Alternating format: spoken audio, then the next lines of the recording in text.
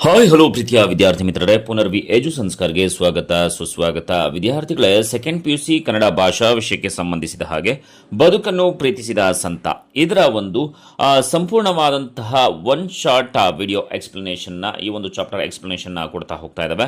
ಜೊತೆಗೆ ನೀವೇನಾದರೂ ಕೂಡ ಹೊಸದಾಗಿ ನಮ್ಮ ಚಾನಲ್ಗೆ ಭೇಟಿಯನ್ನು ಕೊಟ್ಟಿದ್ರೆ ಇನ್ನೂ ಕೂಡ ನಮ್ಮ ಚಾನಲ್ನ ಸಬ್ಸ್ಕ್ರೈಬ್ ಮಾಡಿಲ್ಲ ಅಂತಂದರೆ ಆದಷ್ಟು ಬೇಗ ಸಬ್ಸ್ಕ್ರೈಬ್ ಮಾಡ್ಕೊಳ್ಳಿ.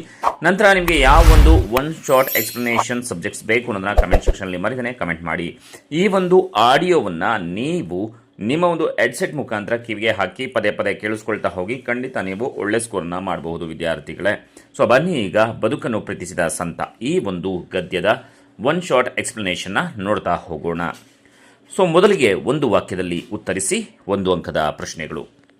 ಪ್ರಶ್ನೆ 1, ದೇವರಿಗೆ ಹತ್ತಿರವಾದವರು ಯಾರು? ಉತ್ತರ: ಭಗವಂತನ ಸೃಷ್ಟಿಯಲ್ಲಿ ಇರುವವರೆಲ್ಲ ಆತನ ಬಂಧುಗಳೇ. ಯಾರು ಅವರುಗಳ ಸೇವೆ ಮಾಡುತ್ತಾರೋ ಅವರೇ ದೇವರಿಗೆ ಹತ್ತಿರವಾದವರು. ಪ್ರಶ್ನೆ 2, ಚಿಪ್ ಎಂದರೇನು? ಉತ್ತರ: ಅಗತ್ಯ ಮಾಹಿತಿಗಳನ್ನು ಕ್ರೋಢೀಕರಿಸಿರುವ ಸೂಕ್ಷ್ಮ ಎಲೆಕ್ಟ್ರಾನಿಕ್ ಸಾಧನವೇ ಚಿಪ್. ಪ್ರಶ್ನೆ 3, ಕಲಾಂ ಅವರ ಆತ್ಮಚರಿತ್ರೆಯ ಹೆಸರೇನು? ಉತ್ತರ: ಕಲಾಂ ಅವರ ಆತ್ಮಚರಿತ್ರೆಯ ಹೆಸರು ವಿಂಗ್ಸ್ ಆಫ್ ಫೈರ್. ಪ್ರಶ್ನೆ 4, ಕಲಾಂ ಅವರ ಕ್ರಿಯಾಶೀಲತೆಗೆ ಸಾಕ್ಷಿ ಯಾವುದು? ಉತ್ತರ: ಬರಡು ಭೂಮಿಯನ್ನು ಸಂಶೋಧನಾ ಕೇಂದ್ರ ಇಮಾರತ್ ಎಂಬ ಹೆಸರಿನಲ್ಲಿ ಸ್ಥಾಪಿಸಿದ್ದು. ಪ್ರಶ್ನೆ 5, ವಿಜ್ಞಾನದ ಅಡಿಪಾಯ ಯಾವುದು? ಉತ್ತರ: ವಿಜ್ಞಾನದ ಅಡಿಪಾಯವೇ ಪ್ರಶ್ನೆ ಕೇಳುವುದು. ಪ್ರಶ್ನೆ 6, ಭೂಮಿಯ ಮೇಲಿನ ಮೊದಲ ವಿಜ್ಞಾನಿ ಯಾರು? ಉತ್ತರ: ಭೂಮಿಯ ಮೇಲಿನ ಮೊದಲ ವಿಜ್ಞಾನಿ ಮಗು. ಪ್ರಶ್ನೆ 7, ಕಲಾಂ ಅವರು ರಾಷ್ಟ್ರಪತಿಯ ಸ್ಥಾನಕ್ಕೆ ಆಯ್ಕೆಯಾದ ಸುದ್ದಿ ತಿಳಿದಾಗ ಅವರು ಎಲ್ಲಿದ್ದರು? ಉತ್ತರ: ರಾಷ್ಟ್ರಪತಿ ಸ್ಥಾನಕ್ಕೆ ಆಯ್ಕೆಯಾದಾಗ ಕಲಾಂ ಚೆನ್ನೈನಲ್ಲಿದ್ದರು. ಪ್ರಶ್ನೆ 8, ಕಲಾಂ ಅವರನ್ನು ಶಾಲೆಗೆ ಕಳಿಸುವಂತೆ ಪ್ರೇರೇಪಿಸಿದವರು ಯಾರು? ಉತ್ತರ: ಕಲಾಂ ಅವರನ್ನು ಶಾಲೆಗೆ ಕಳುಹಿಸುವಂತೆ ಪ್ರೇರೇಪಿಸಿದವರು ಶಿವಸುಬ್ರಹ್ಮಣ್ಯಂ ಅಯ್ಯರ್. ಪ್ರಶ್ನೆ 9, ಕಲಾಂ ಅವರು ಯಾವ ವಿಶ್ವವಿದ್ಯಾಲಯದಲ್ಲಿ ಸಂದರ್ಶಕ ಪ್ರೊಫೆಸರ್ ಆಗಿದ್ದರು? ಉತ್ತರ: ಕಲಾಂ ಅಣ್ಣಾಮಲೈ ವಿಶ್ವವಿದ್ಯಾಲಯದಲ್ಲಿ ಸಂದರ್ಶಕ ಪ್ರೊಫೆಸರ್ ಆಗಿದ್ದರು. ಇನ್ನು 2 ಅಂಕದ ಪ್ರಶ್ನೆಗಳು, 2-3 ವಾಕ್ಯ ನೋಡೋಣ. ಪ್ರಶ್ನೆ 1, ಕಲಾಂ ಅವರ ಬದುಕಿನ ಮಂತ್ರ ಯಾವುದು? ಉತ್ತರ: ಭಗವಂತನ ಸೃಷ್ಟಿಯಲ್ಲಿರುವವರೆಲ್ಲ ಆತನ ಬಂಧುಗಳೇ. ಯಾರು ಅವರುಗಳ ಸೇವೆ ಮಾಡುತ್ತಾರೋ ಅವರೇ ದೇವರಿಗೆ ಹತ್ತಿರವಾದವರು. ಇದು ಕಲಾಂ ಅವರ ಬದುಕಿನ ಮಂತ್ರ. ಪ್ರಶ್ನೆ 2, ಕಲಾಂ ಅವರ ತಮ್ಮ ಆತ್ಮಕಥೆ ಬರೆದುದು ಏತಕ್ಕಾಗಿ? ಉತ್ತರ: ತನ್ನ ಬದುಕು ಎಲ್ಲರ ಅನುಕರಣೆಗೆ ಮಾದರಿಯಾಗುತ್ತದೆಂಬ ಭ್ರಮೆಯಿಲ್ಲ. ಬದಲಾಗಿ ಯಾವುದೋ ಮೂಲೆಯಲ್ಲಿನ ಊರಿನಲ್ಲಿ ಹುಟ್ಟಿ ಸಾಮಾಜಿಕವಾಗಿ ಸೌಲಭ್ಯಗಳಿಂದ ವಂಚಿತವಾಗಿರುವ ಮಗುವಿಗೆ ಅದರಂಥದೇ ಪರಿಸರದಲ್ಲಿದ್ದ ನನ್ನ ಭವಿಷ್ಯ ಅರಳಿದ್ದನ್ನು ಓದಿದಾಗ ಭರವಸೆ ಮೂಡಬಹುದು. ಅಂತಹ ಮಕ್ಕಳಿಗೆ ತಾವು ಹಿಂದುಳಿದವರು, ಅಸಮರ್ಥರು ಅನ್ನುವ ಭ್ರಮೆಯಿಂದ ಬಿಡುಗಡೆ ಹೊಂದಲು ನನ್ನ ಬದುಕು ಸ್ಫೂರ್ತಿ ನೀಡಬಹುದೇನೋ ಎಂಬ ಕಾರಣದಿಂದ. ಪ್ರಶ್ನೆ 3, ಕಲಾಂ ಅವರು ಬಂಡೆಗಳ ಬಸಿರಲ್ಲಿ ಕಂಡದ್ದೇನು? ಉತ್ತರ: ಬಂಡೆಗಳ ಬಸಿರಿನಲ್ಲಿ ಶಿವನ ನಿಹಿತ ಶಕ್ತಿಯನ್ನು ಕಂಡರು ಕಲಾಂ. ಕ್ಷಿಪಣಿ ರೂಪದಲ್ಲಿ ಶಕ್ತಿ ಹೊರಬರಲು ಕಂಪಿಸುತ್ತಿರುವುದನ್ನು ಅವರ ಒಳಗಣ್ಣು ನೋಡಿತ್ತು. ಪ್ರಶ್ನೆ 4, ವಿಜೆ ಸುಂದರಂ ಸಿಕಂದರಾಬಾದ್ ಶಾಲಾ ಬಾಲಕಿ ಬಗೆಗೆ ಹೇಳಿದ ಹೆಮ್ಮೆಯ ಮಾತುಗಳಾವುವು? ಉತ್ತರ: ಈ ಬಾಲಕಿ ನಮ್ಮ ಕ್ಷಿಪಣಿಯ ಆಕಾರ, ಗಾತ್ರ ಕುರಿತು ಒಂದಷ್ಟು ವಿವರ ಕೇಳಿದ್ದಳು. ನಾನು ಮಾಹಿತಿ ನೀಡಿದ್ದೆ. ನೋಡಿ ಎಂಥ ಅದ್ಭುತ ಮಾದರಿ ತಯಾರಿಸಿದ್ದಾಳೆ ಎಂದು ಹೆಮ್ಮೆಯ ಮಾತುಗಳನ್ನಾಡಿದರು. ಪ್ರಶ್ನೆ 5, ಕಲಾಂ ಅವರ ದೃಷ್ಟಿಯಲ್ಲಿ ಕನಸುಗಳು ಏನಾಗುತ್ತವೆ? ಉತ್ತರ: ಕನಸುಗಳು ಆಲೋಚನೆಗಳಾಗುತ್ತವೆ. ಆಲೋಚನೆಗಳು ಸೃಜನಾತ್ಮಕ ಕ್ರಿಯೆಗಳಾಗಿ ಪರಿವರ್ತನೆಗೊಳ್ಳುತ್ತವೆ. ಪ್ರಶ್ನೆ 6, ಕಲಾಂ ಮೇಷ್ಟ್ರು ಹೇಳಿದ ಯಶಸ್ಸಿನ ಪಂಚಾಕ್ಷರಿ ಮಂತ್ರ ಯಾವುದು? ಉತ್ತರ: ಯಶಸ್ಸಿನ ಪಂಚಾಕ್ಷರಿ ಮಂತ್ರ ಹೀಗಿದೆ: ಕುತೂಹಲ, ಆಲೋಚನಾ ಶಕ್ತಿ, ಜ್ಞಾನ, ಕಷ್ಟಪಟ್ಟು ಕೆಲಸ ಮಾಡುವುದು ಮತ್ತು ಗುರಿ ಸಾಧಿಸುವ ಛಲ. ಇನ್ನು 4 ಅಂಕದ ಪ್ರಶ್ನೆಗಳು 5-6 ವಾಕ್ಯಗಳಲ್ಲಿ ನೋಡೋಣ. ಪ್ರಶ್ನೆ 1, ಕಲಾಂ ಅವರು ಯಾವಾಗಲೂ ಸಾಧ್ಯತೆಗಳನ್ನು ಆಶಿಸುವ ಆಶಾಜೀವಿ, ಹೇಗೆ ವಿವರಿಸಿ? ಉತ್ತರ: ರಾಷ್ಟ್ರಪತಿಯಾಗಿ ಆಯ್ಕೆಗೊಳ್ಳುವುದಕ್ಕೆ ಕೆಲವೇ ದಿನಗಳ ಹಿಂದೆ ಅವರು ಹೈದರಾಬಾದಿನ ಒಂದು ಆಸ್ಪತ್ರೆಗೆ ಭೇಟಿ ನೀಡಿದ್ದರು. ಬುದ್ಧಿಮಾಂದ್ಯ ಮಕ್ಕಳ ಮಿದುಳಿನಲ್ಲಿ ಚಿಪ್ ಅಳವಡಿಸಿ ಗುಣಪಡಿಸಲು ಸಾಧ್ಯವೇ ಎಂದು ವೈದ್ಯರನ್ನು ಪ್ರಶ್ನಿಸಿದರು. ಅಗತ್ಯ ಮಾಹಿತಿಗಳನ್ನು ಕ್ರೋಢೀಕರಿಸುವ ಸೂಕ್ಷ್ಮ ಎಲೆಕ್ಟ್ರಾನಿಕ್ ಸಾಧನವೇ ಚಿಪ್. ಕಂಪ್ಯೂಟರ್ ಸಹಾಯದಿಂದ ಮಿದುಳಿನಲ್ಲಿ ಇದನ್ನು ಅಳವಡಿಸಿ ಬುದ್ಧಿಮಾಂದ್ಯತೆ ನಿವಾರಿಸಬಹುದೇ ಎಂದು ಕಲಾಂ ಪ್ರಶ್ನಿಸಿದರು. ವೈದ್ಯರು ಸಾಧನೆಯ ಬಗ್ಗೆ ಅನುಮಾನ ವ್ಯಕ್ತಪಡಿಸಿದಾಗ ಕಲಾಂ ಹೇಳಿದರು, ಇದು ಸಾಧ್ಯವಿಲ್ಲ ಎಂದು ಹೇಳುವ 100 ಕಾರಣಗಳ ಬಗ್ಗೆ ನನಗೆ ಸ್ವಲ್ಪವೂ ಆಸಕ್ತಿ ಇಲ್ಲ. ಅದು ಹೇಗೆ ಸಾಧ್ಯವಾಗುತ್ತದೆ ಎಂಬ ಒಂದು ಕಾರಣ ಹೇಳಬಲ್ಲಿರಾ? ಅಬ್ದುಲ್ ಕಲಾಂ ಅವರು ಯಾವಾಗಲೂ ಸಾಧ್ಯತೆಗಳನ್ನು ಅರಸುವ ಆಶಾಜೀವಿ. ಪ್ರಶ್ನೆ 2. ಚೆನ್ನೈನಲ್ಲಿ ನಡೆದ ಪದ್ಮ ಶೇಷಾದ್ರಿ ಬಾಲಭವನ ಪ್ರೌಢಶಾಲೆಯಲ್ಲಿ ನಡೆದ ಕ್ವಿಜ್ ಕಾರ್ಯಕ್ರಮ ಔಚಿತ್ಯವನ್ನು ವಿವರಿಸಿ. ಅಲ್ಲಿ ಕ್ವಿಜ್ ಮಾಸ್ಟರ್ ಭಾರತ ರತ್ನ ಕ್ಷಿಪಣಿ ಮನುಷ್ಯ ಅಬ್ದುಲ್ ಕಲಾಂ ಏನೆಲ್ಲ ಪ್ರಶ್ನೆ ಕೇಳಬಹುದು ಅಂತ ವಿದ್ಯಾರ್ಥಿಗಳಿಗೆ ಕಾತುರ. ಕಲಾಂ ಅವರ ಪ್ರಶ್ನೆ ಹೀಗಿತ್ತು: ಭೂಮಿ ಸೂರ್ಯನನ್ನು ಪರಿಭ್ರಮಿಸಲು 1 ವರ್ಷ ತೆಗೆದುಕೊಳ್ಳುತ್ತದೆ. ಹಾಗಿದ್ದಲ್ಲಿ 15ನೇ ಪರಿಭ್ರಮಣ ಪಥದಲ್ಲಿದ್ದ ವ್ಯಕ್ತಿಗೆ ಎಷ್ಟು ವಯಸ್ಸಾಗಿರುತ್ತದೆ? ಈ ಪ್ರಶ್ನೆ ಕೇಳಿದಾಗ ಅನೇಕ ಮಕ್ಕಳು ತಬ್ಬಿಬ್ಬಾದರು. ಆದರೆ ಅಭಿಷೇಕ್ ಎಂಬ ಹುಡುಗ ಸ್ವಲ್ಪ ಯೋಚಿಸಿ 14 ಎಂದು ಉತ್ತರಿಸಿದ. ಉತ್ತರ ಸರಿಯಾಗಿತ್ತು. ಭೂಮಿಯ ಮೇಲೆ ನಿಂತಿದ್ದ ವ್ಯಕ್ತಿ 14 ಸುತ್ತು ಮುಗಿಸಿರುತ್ತಾನೆ ಅಲ್ಲವೇ? ಕಲಾಂ ಅವರು ತಮ್ಮ ವಯಸ್ಸನ್ನು ಹೇಳುತ್ತಿದ್ದುದು ಹೀಗೆಯೇ. ಪ್ರಶ್ನೆ 3. ತಾಯಿ, ತಂದೆ, ಶಿಕ್ಷಕರು ಸೇರಿ ಆದ ತ್ರಿಭುಜವೇ ಉತ್ತಮ ಬದುಕಿಗೆ ಆದರ್ಶ ಮಾದರಿ ಹೇಗೆ? ವಿವರಿಸಿ. ಉತ್ತರ: ತಾಯಿ, ತಂದೆ, ಶಿಕ್ಷಕ ಈ ಮೂವರೂ ಶ್ರದ್ಧೆಯಿಂದ ದುಡಿದಾಗ ಮಾತ್ರ ಭಾರತಕ್ಕೆ ಹೊಸ ತಾರುಣ್ಯ ಬರುತ್ತದೆ. ಹಾಗೆಯೇ ಉತ್ತಮ ಬದುಕಿಗೆ ಒಂದು ಆದರ್ಶ ಮಾದರಿ ರೂಪುಗೊಳ್ಳುತ್ತದೆ. ಮಾತಾಪಿತೃಗಳ ಹಿಂದೆ ಶಾಲೆ ಮತ್ತು ಶಿಕ್ಷಕರ ಹಿಂದೆ ಮನೆ ಇರುತ್ತದೆ. ವಿದ್ಯಾಭ್ಯಾಸ ಹಾಗೂ ಶಿಕ್ಷಕ ವಿದ್ಯಾರ್ಥಿ ಸಂಬಂಧಗಳನ್ನು ವ್ಯಾಪಾರಿ ಮನೋಭಾವದಿಂದ ನೋಡಬಾರದು. ರಾಷ್ಟ್ರಾಭಿವೃದ್ಧಿಯೇ ಮುಖ್ಯ ಗುರಿಯಾಗಿರಬೇಕು. ಸರಿಯಾದ ಶಿಕ್ಷಣ ನಮ್ಮ ಯುವಕರಲ್ಲಿ ಆತ್ಮಗೌರವ, ಘನತೆಯನ್ನು ಪೋಷಿಸುತ್ತದೆ. ಯಾವುದೇ ಕಾನೂನು ಒತ್ತಡದಿಂದ ಈ ಗುಣಗಳನ್ನು ಬೆಳೆಸಬಾರದು. ಇವುಗಳನ್ನು ನಾವೇ ಪೋಷಿಸಿಕೊಳ್ಳಬೇಕು. ಕಲಾಂ ಅವರ ಮಾತು ಚಿಣ್ಣರಿಗೆ ಅರ್ಥವಾಗಿತ್ತು. ಪ್ರಶ್ನೆ 4. ರಾಷ್ಟ್ರಪತಿಯಾಗಿ ಆಯ್ಕೆಯಾದಾಗ ಚೆನ್ನೈನಲ್ಲಿ ಪತ್ರಿಕಾಗೋಷ್ಠಿಯಲ್ಲಿ ಕಲಾಂ ಹೇಳಿದ್ದೇನು? ವಿವರಿಸಿ. ಉತ್ತರ: ಎಲ್ಲರೂ ಗಮನವಿಟ್ಟು ಕೇಳಿ. ಇದುವರೆಗೂ ಏನಾಗಿದೆಯೋ ಅದೆಲ್ಲ ಒಳ್ಳೆಯದಕ್ಕೆ. ಈಗ ಆಗುತ್ತಿರುವುದು ಒಳ್ಳೆಯದಕ್ಕಾಗಿಯೇ ಮತ್ತು ಮುಂದೆ ಆಗಲಿರುವುದು ಒಳ್ಳೆಯದಕ್ಕಾಗಿಯೇ. ಅರ್ಥವಾಯಿತೇ ಎಂದು ಅನೇಕ ಬಾರಿ ಶಾಲಾ ಮಕ್ಕಳನ್ನು ಕೇಳುವಂತೆ ಕೇಳಿದರು. ಶಿಷ್ಯ ಸಮೂಹ ಹೂಗುಟ್ಟಿತು. ಭಗವದ್ಗೀತೆಯ ಪ್ರಸಿದ್ಧ ಸಾಲುಗಳನ್ನು ಉದ್ಧರಿಸುತ್ತಾ ಜೀವನ ಮೌಲ್ಯಗಳ ಕ್ಲಾಸ್ ತೆಗೆದುಕೊಂಡರು. ಎಲ್ಲರೂ ಒಟ್ಟಿಗೆ ಸೇರಿ ತಾವು ಹೇಳಿದ್ದನ್ನು ಹೇಳುವಂತೆ ಕೋರಿದರು. ವ್ಯಕ್ತಿಗಿಂತ ರಾಷ್ಟ್ರ ದೊಡ್ಡದು, ವ್ಯಕ್ತಿಗಿಂತ ಎಂದು ವಾಕ್ಯ ಮುಗಿಸುವ ಮೊದಲೇ ಎಲ್ಲರೂ ಒಟ್ಟಿಗೆ ರಾಷ್ಟ್ರ ದೊಡ್ಡದು ಎಂದು ದನಿಗೂಡಿಸಿದರು. ಪ್ರಶ್ನೆ 5.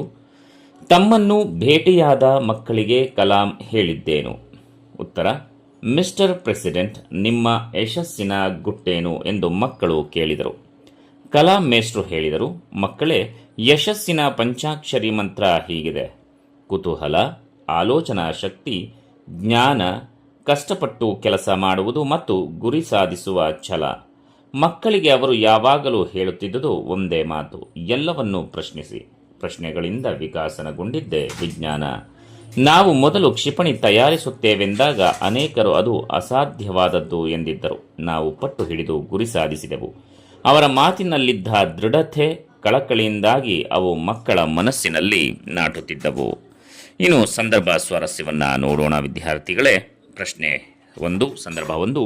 ಭಗವಂತನ ಸೃಷ್ಟಿಯಲ್ಲಿರುವವರೆಲ್ಲ ಆತನ ಬಂಧುಗಳೇ. ಉತ್ತರ: ಲೇಖಕ HR ರಾಮಕೃಷ್ಣರಾವ್ ಅವರು ಬರೆದಿರುವ ಬದುಕನ್ನು ಪ್ರೀತಿಸಿದ ಸಂತ ಎಂಬ ಲೇಖನದಿಂದ ಈ ವಾಕ್ಯವನ್ನು ಆಯ್ದುಕೊಳ್ಳಲಾಗಿದೆ. ಲೇಖಕರು ಕಲಾಂ ಅವರ ಬದುಕನ್ನು ಉದ್ದೇಶಿಸಿ ಹೇಳಿದ ಮಾತು ಇದಾಗಿದೆ: ಇಂದಿನ ಸಂಕೀರ್ಣ ಪ್ರಪಂಚದಲ್ಲಿ ಅಬ್ದುಲ್ ಕಲಾಂ ಅವರು ತಮ್ಮನ್ನು ತಾವೇ ತೊಡಗಿಸಿಕೊಂಡದ್ದು ಯಾವುದೋ ಪ್ರಶಸ್ತಿ, ಪುರಸ್ಕಾರ, ಹಣ ಗಳಿಸಲಿಕ್ಕಲ್ಲ. ಭಗವಂತನ ಸೃಷ್ಟಿಯಲ್ಲಿರುವವರೆಲ್ಲ ಆತನ ಬಂಧುಗಳೇ. ಯಾರು ಅವರುಗಳ ಸೇವೆ ಮಾಡುತ್ತಾರೋ ಅವರೇ ದೇವರಿಗೆ ಹತ್ತಿರವಾದವರು. ಇದು ಅವರ ಬದುಕಿನ ಮಂತ್ರ ಎಂದು ಹೇಳುವ ಸಂದರ್ಭದಲ್ಲಿ ಈ ಮಾತು ಬಂದಿದೆ. ಸಂದರ್ಭ 2. ನೀನು ಯಾವ ಸ್ಕೂಲಿನಲ್ಲಿ ಓದುತ್ತಿದ್ದೀಯೇ? ಉತ್ತರ: ಲೇಖಕ ಎಚ್.ಆರ್. ರಾಮಕೃಷ್ಣರಾವ್ ಅವರು ಬರೆದಿರುವ ಬದುಕನ್ನು ಪ್ರೀತಿಸಿದ ಸಂತ ಎಂಬ ಲೇಖನದಿಂದ ಈ ವಾಕ್ಯವನ್ನು ಆಯ್ದುಕೊಳ್ಳಲಾಗಿದೆ. ಕಲಾಂ ಸಿಕಂದರಾಬಾದಿನ ಶಾಲಾ ಬಾಲಕಿಯನ್ನು ಕೇಳಿದ ಮಾತು. ರಕ್ಷಣಾ ಇಲಾಖೆಯ ಉಪನಿರ್ದೇಶಕ ಸಾರಸ್ವತ ಅವರು ಸಿಕಂದರಾಬಾದಿನ ಶಾಲಾ ಬಾಲಕಿ ಕೇಳಿದ ಕ್ಷಿಪಣಿಯ ಆಕಾರ, ಗಾತ್ರ ಕುರಿತು ಒಂದಿಷ್ಟು ಮಾಹಿತಿ ನೀಡಿದ್ದರು. ಆ ಮಾಹಿತಿಯನ್ನು ಅನುಸರಿಸಿ ಆ ಬಾಲಕಿ ತಯಾರಿಸಿದ ಪೃಥ್ವಿ ಕ್ಷಿಪಣಿಯ ಮಾದರಿಯ ಚಿತ್ರವನ್ನು ಪತ್ರಿಕೆಯಲ್ಲಿ ಪ್ರಕಟಿಸಿದ್ದರು. ಈ ವಿಷಯವನ್ನು ತಿಳಿದ ಕಲಾಂ ಆ ಬಾಲಕಿಯನ್ನು ಕರೆತಂದು ಪೃಥ್ವಿ ಕ್ಷಿಪಣಿಯನ್ನು ತೋರಿಸುವ ಸಲಹೆ ನೀಡಿ ಬರಮಾಡಿಕೊಂಡರು. ಆಗ ಕ್ಷಿಪಣಿಯನ್ನು ನೋಡಿದ ಬಾಲಕಿ ಅದರ ಮೈ ಸವರಿ ಸಂತೋಷಪಟ್ಟಳು. ಆ ಸಂದರ್ಭದಲ್ಲಿ ಕಲಾಂ ಆ ಬಾಲಕಿಯನ್ನು, ನೀನು ಯಾವ ಸ್ಕೂಲಿನಲ್ಲಿ ಓದುತ್ತಿದ್ದೀಯೇ, ನಿಮ್ಮ ತಂದೆ ಏನು ಮಾಡುತ್ತಿದ್ದಾರೆ, ನಿನ್ನ ಹವ್ಯಾಸಗಳು ಏನು ಎಂದು ನಗುತ್ತಾ ಮಗುವನ್ನು ಪ್ರಶ್ನಿಸಿದ ಸಂದರ್ಭ ಇದಾಗಿದೆ. ಸಂದರ್ಭ 3. ವಿಜ್ಞಾನದ ಅಡಿಪಾಯವೇ ಪ್ರಶ್ನೆ ಕೇಳುವುದು. ಉತ್ತರ: ಲೇಖಕ ಎಚ್.ಆರ್. ರಾಮಕೃಷ್ಣರಾವ್ ಅವರು ಬರೆದಿರುವ ಬದುಕನ್ನು ಪ್ರೀತಿಸಿದ ಸಂತ ಎಂಬ ಲೇಖನದಿಂದ ಈ ವಾಕ್ಯವನ್ನು ಆಯ್ದುಕೊಳ್ಳಲಾಗಿದೆ. ಕಲಾಂ ಚೆನ್ನೈನ ಪದ್ಮಶೇಷಾದ್ರಿ ಭವನದ ಪ್ರೌಢಶಾಲೆಯ ಹುಡುಗನಿಗೆ ಹೇಳಿದ ಮಾತು ಇದಾಗಿದೆ. ಆ ಶಾಲೆಯಲ್ಲಿ ಕ್ವಿಜ್ ಕಾರ್ಯಕ್ರಮದಲ್ಲಿ ಕ್ವಿಜ್ ಮಾಸ್ಟರ್ ಆಗಿದ್ದ ಕಲಾಂ ಅವರನ್ನ ಒಬ್ಬ ಹುಡುಗ ಭೂಮಿಯ ಮೇಲಿನ ಮೊದಲ ವಿಜ್ಞಾನಿ ಯಾರಾಗಿರಬಹುದು ಎಂದು ಪ್ರಶ್ನಿಸಿದ. ಆಗ ಕಲಾಂ, ವಿಜ್ಞಾನದ ಅಡಿಪಾಯವೇ ಪ್ರಶ್ನೆ ಕೇಳುವುದು. ಕೊನೆಯಿಲ್ಲದಷ್ಟು ಪ್ರಶ್ನೆಗಳನ್ನು ಕೇಳುವವರು ಮಕ್ಕಳೇ ಎಂಬುದು ಪೋಷಕರಿಗೂ ಮತ್ತು ಶಿಕ್ಷಕರಿಗೂ ಚೆನ್ನಾಗಿ ಗೊತ್ತಿದೆ. ಆದ್ದರಿಂದ ಮಗುವೇ ಮೊದಲ ವಿಜ್ಞಾನಿ ಎಂದು ಕಲಾಂ ಉತ್ತರಿಸುವ ಸಂದರ್ಭದಲ್ಲಿ ಈ ಮಾತು ಬಂದಿದೆ. ಸಂದರ್ಭ 4. ಮಗುವೇ ಮೊದಲ ವಿಜ್ಞಾನಿ. ಉತ್ತರ: ಲೇಖಕ ಎಚ್.ಆರ್. ರಾಮಕೃಷ್ಣರಾವ್ ಅವರು ಬರೆದಿರುವ ಬದುಕನ್ನು ಪ್ರೀತಿಸಿದ ಸಂತ ಎಂಬ ಲೇಖನದಿಂದ ಈ ವಾಕ್ಯವನ್ನು ಆಯ್ದುಕೊಳ್ಳಲಾಗಿದೆ. ಕಲಾಂ ಚೆನ್ನೈನ ಪದ್ಮಶೇಷಾದ್ರಿ ಭವನದ ಪ್ರೌಢಶಾಲೆಯ ಹುಡುಗನಿಗೆ ಹೇಳಿದ ಮಾತು ಇದಾಗಿದೆ. ಆ ಶಾಲೆಯಲ್ಲಿ ಕ್ವಿಜ್ ಕಾರ್ಯಕ್ರಮದಲ್ಲಿ ಕ್ವಿಜ್ ಮಾಸ್ಟರ್ ಆಗಿದ್ದ ಕಲಾಂ ಅವರು ಒಬ್ಬ ಹುಡುಗ ಭೂಮಿಯ ಮೇಲೆ ಮೊದಲ ವಿಜ್ಞಾನಿ ಯಾರಾಗಿರಬಹುದು ಎಂದು ಪ್ರಶ್ನಿಸಿದ. ಆಗ ಕಲಾಂ, ವಿಜ್ಞಾನದ ಅಡಿಪಾಯವೇ ಪ್ರಶ್ನೆ ಕೇಳುವುದು.